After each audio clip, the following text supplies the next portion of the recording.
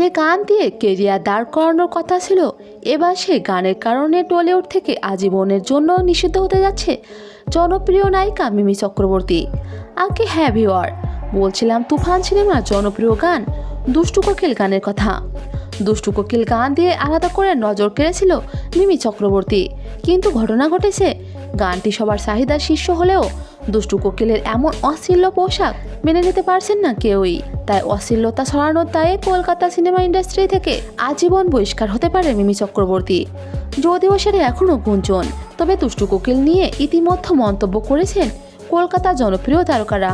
সবার একটাই প্রশ্ন, মিমির মতো বুদ্ধিমতী নায়িকা কিভাবে এমন দৃশ্যে নাচ করলো। যদিও দুষ্টু কোকিল গান নিয়ে বহুদিন পর সমালোচনায় এসেছেন এই নায়িকা। পোশাকের বিষয়ে মিমি বলেন, কাজ করতে গেলে ভুল চোখ হয়, সেটা আপনারা ক্ষমার দৃষ্টিতে দেখবেন।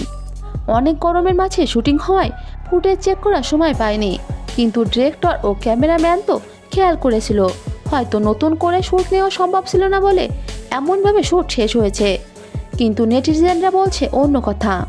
দুষ্টু কোকিল গান নিয়ে আলোচনায় আনতে ও ভাইরাল করতে মিমিকে এমনভাবে প্রেজেন্ট করা হয়েছে, যদি এটা না হতো তাহলে মিমির পোশাক ভালো হলেও ওভাবে শ্যুট নেওয়া হতো না, আর এডিটের সময় কাটছাট করে দিতে পারতো।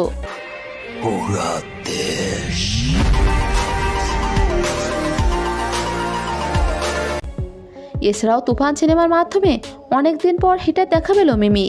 শাকিব খানের তুফান সিনেমার টিআরপি এখন অন্য লেভেলে, যেটা দিন দিন শুধু বেড়েই চলেছে। তবে তুফান সিনেমার পাশাপাশি তুফান সিনেমার গানগুলো বেশ জনপ্রিয়তা পেয়েছে।